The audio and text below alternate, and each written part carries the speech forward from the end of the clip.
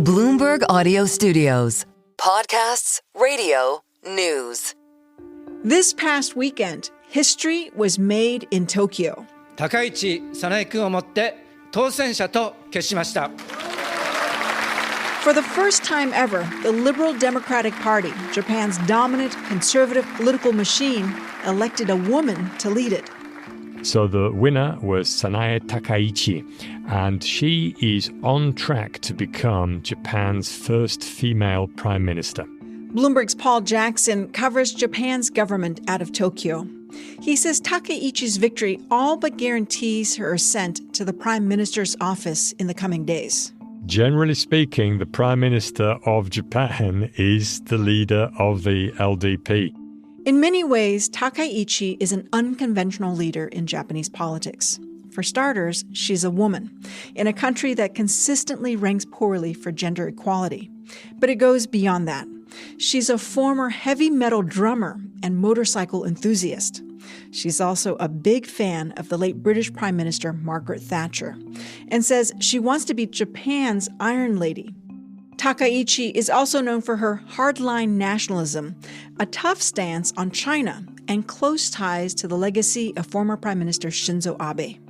And as Paul puts it, her rise marks a more assertive Japan and sends a clear message. The country is shifting further to the right. It's this idea that traditional Japanese values are being sacrificed to some kind of global wokeness.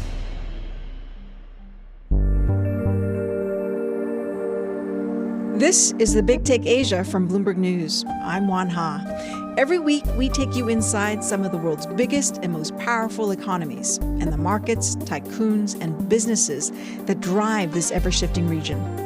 Today on the show, Sanae Takaichi. She's poised to become Japan's first woman prime minister. But some Japanese women aren't thrilled about her politics, what her rise to power means for Japan's economy, and its relations with the U.S.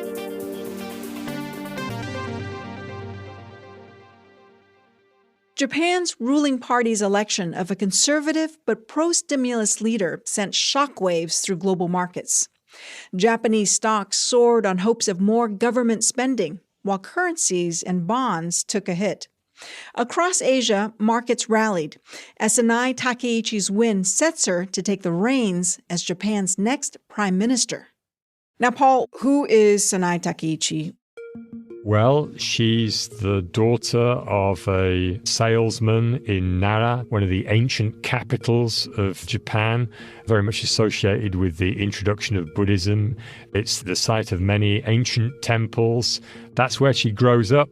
Her mother works for the police force, and she's inspired by the example of Margaret Thatcher, the first female prime minister in the UK. As she grows up, she goes to university in Kobe. There, she gets into biking. She's a bit of a biker. She's also into heavy metal. She's very influenced by British rock bands like Black Sabbath, Iron Maiden. And in fact, she gets into drumming as a heavy metal drummer at that time. She might be Japan's first heavy metal drummer prime minister. That's right. And this eventually leads her to thinking about a career in politics. She wins her first seat in Parliament in 1993. Now, she is a protege of the late Prime Minister Shinzo Abe and said during the campaign that she wants to be Japan's Iron Lady, a reference to the UK's Margaret Thatcher. What does this tell us, Paul, about the kind of leader she might be? I think on the political and diplomatic side, she's going to be wanting Japan to be more assertive, boost its defense identity and also its influence in regional politics and security issues. On the economic side, I think it's important whenever we get these references to Margaret Thatcher to remember that, Margaret Thatcher is very much neoliberal on the economics. Now, this is very different from the LDP in Japan. It's a big government with a lot of interventionist influence in the economy. So in that respect, she differs very much from Margaret Thatcher, who was much more about smaller government and reducing the footprint of the government in the economy. Here's the thing about Takaichi. She's often labeled as a hardline conservative, but her style leans more towards that of a right-wing populist in the style of Donald Trump. She's challenging the establishment, calling out central bankers, and tapping into public frustrations about immigration, over-tourism, and inflation. And while Takaichi's rise is historic for Japan, it's unclear whether she'll bring about progress on women's issues and rights. Now, she's a woman and she does speak to some of the kind of female fears and concerns and interests, but, largely her policy front is very much in line with a male conservative position. For example, one of the hot issues in Japan in recent years has been the surnames with families. Partners are obliged to take the surname of their spouse. Now, they can choose between the husband or the wife's name, but essentially you have to choose that name and stick with it. So there's been quite a movement to enable a husband and wife to just stick with existing surnames after marriage. Now, on this point, Takaichi is quite determined to stick with the existing logic. No. You stick with one surname. That's it. This seems, for many women, like she's holding back women's rights on names. Obviously, in terms of other subjects like gay marriage or rights for a more diverse community, she's generally against going in that direction. But Paul says she still has an opportunity to open the door for women in politics. Now, what we'll wait to see is how this cabinet is made up. So she has a chance to make a kind of mission statement there by having a lot of women in the cabinet. 5 or more would match the previous record. I think if she did, that would reassure a lot of women. And on the campaign trail, she made some progressive promises that would bring more women into the workforce, which could help turn around Japan's labor shortage. She has mentioned some policies that would be favourable for people dealing with childcare. She suggested that babysitting charges should be made tax deductible. I think also she's offering tax breaks to companies that set up daycare on site at their companies. Again, that would be a huge help to working mothers out there. I mean, in the broader scheme of Japan politics, is she really that conservative at this moment in time? Or are her views in some ways quite populist? I think they are close to populist. I guess our definition of that would be, can you reach the boardroom and can you reach the factory floor? And she probably can in that respect. What we saw in her campaign this time round compared with last year is she toned down some of her economic policy messaging and kind of gave us a softer view of who she was. I think the idea there was to appeal to a wider swathe of the ruling party and to the public as well. So it remains to be seen whether, she comes into power and then takes off her sheep's clothing and there's the wolf, or whether she's going to stick to a slightly closer to centrist line so that she can achieve longevity in her position. Because don't forget, this is a very fickle political machine we're talking about. We've seen a host of prime ministers over the years being thrown out within like a year. So if she wants to really establish herself, leave a legacy that really does show that her appointment is a watershed, she does need to tap in to the common person on the street, as well as those people who are fretting about the influx of foreigners and wanting more conservative views also expressed. We've got an aging society, a shortage of workers, which means the country kind of needs to draw on foreigners coming in to help boost the labor force. And this is an uneasy moment for the Japanese public. How's Takaichi planning to tackle these hurdles? And where will she steer Japan between China and the U.S.? That's after the break.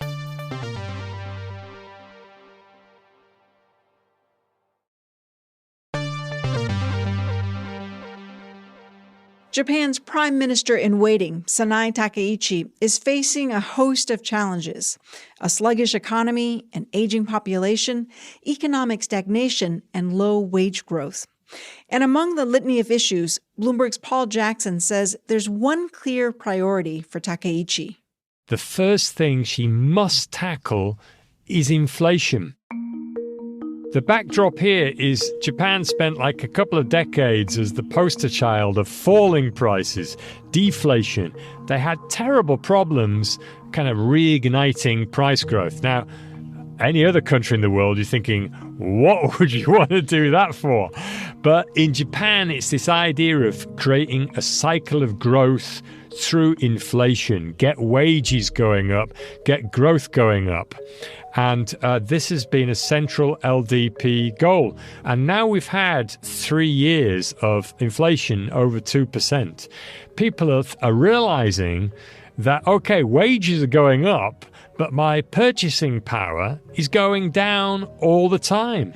And some of the basic expenses, namely food, are going up way more than inflation. And the LDP has tried all kinds of measures to subsidize gasoline prices, subsidize electricity prices, so on and so forth. And the result from your average voter is it's not enough. During her campaign, Takaichi pledged to revive key elements of Abenomics, the economic policy of high public spending and cheap borrowing. That was championed by her mentor, former Prime Minister Shinzo Abe. But Paul says it's not clear that's the right strategy for Japan right now. Although there's a lot of popularity for the Abenomics approach of reflating the economy, spending low interest rates, if you've got inflation, then what is that combination going to generate? I'm afraid it's going to generate more inflation, right? That's what the voters do not want. I think what she needs to do is she needs to give more purchasing power to consumers. Now, you could do this through pushing up wages, but a government can't dictate how wages go up. And so this has been one of her central arguments criticizing the other candidates is they've all got all these wage goals. She's saying you cannot tell the private sector to raise wages by certain amounts. So she's more of the idea of, okay, we need some kind of cash handouts and tax rebate so that people have more money in their pockets now to deal with the cost of living crunch. A key function of Abenomics was to stimulate the economy by keeping interest rates low. But Japan has only just emerged from a decade-long period of stimulus and has been raising interest rates to hold inflation down.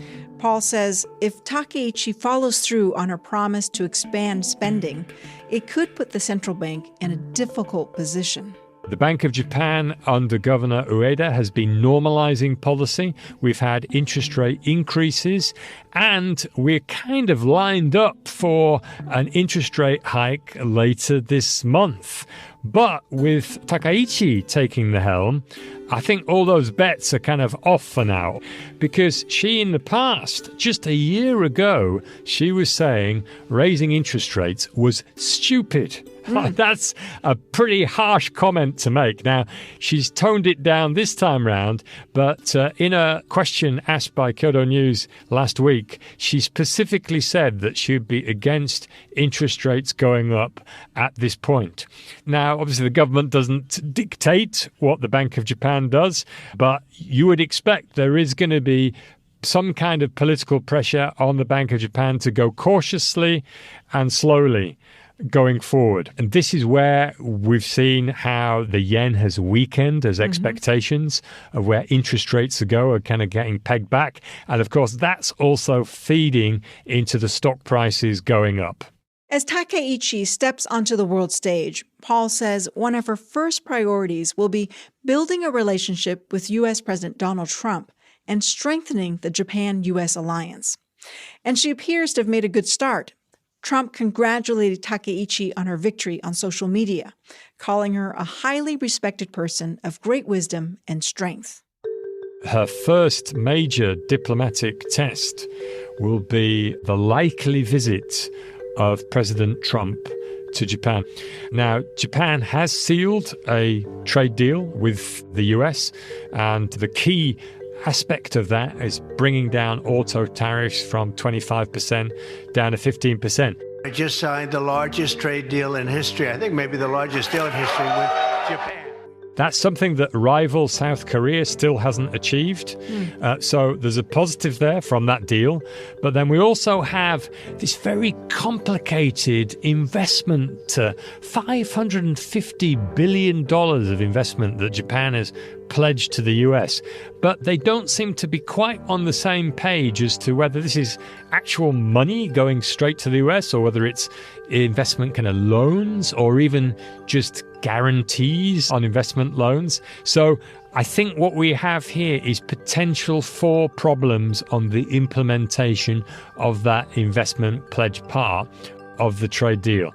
Now, what we heard Takaichi say during the campaign was if there are issues with the implementation of that investment, then there is the possibility that parts of that agreement may need to be renegotiated. Now, I don't think Donald Trump is going to like that very much, but to be sure, she's not going to meet Donald Trump and be ripping up trade agreements. She's going to be sticking to those trade agreements, and I think she's going to be plugging in to that kind of common populist conservative streak that Donald Trump has, and basically saying, hey, look, I'm kind of like you here in Japan. You can rely on me. One other area that Trump and Takaichi could align on, China. She's cautious about China's role. Her basic stance would be in line with US view on containing China's growing influence in the world and within Asia. So I think there's a lot of parallels, a lot of common ground for them to tap into. The idea that global supply chains, supply networks, key security items for the global economy, namely chips, stuff like that, that there should be a global network of which the US is a central pillar. These are all kind of themes that Takaichi is on the same page. Paul says Takaichi's victory shows that Japan is falling in line with a trend that's sweeping the world. I think this is a reflection of where the world has been going in recent years. Donald Trump has created a kind of playbook for right-wing populists around the world, appealing both to the boardrooms and the factory floor as a key element, that the idea of multilateral consensus, forget this, it's about the deal. You know, what can you get for your country? What can you get that the average person can easily understand as a win, as something that's positive for them, positive for their future, for their jobs? And we're seeing these leaders emerging all over the world.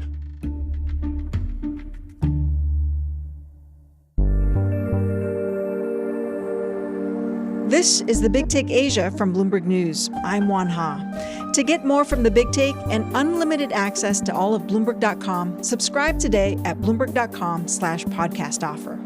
If you like the episode, make sure to subscribe and review The Big Take Asia wherever you listen to podcasts. It really helps people find the show. Thanks for listening. See you next time.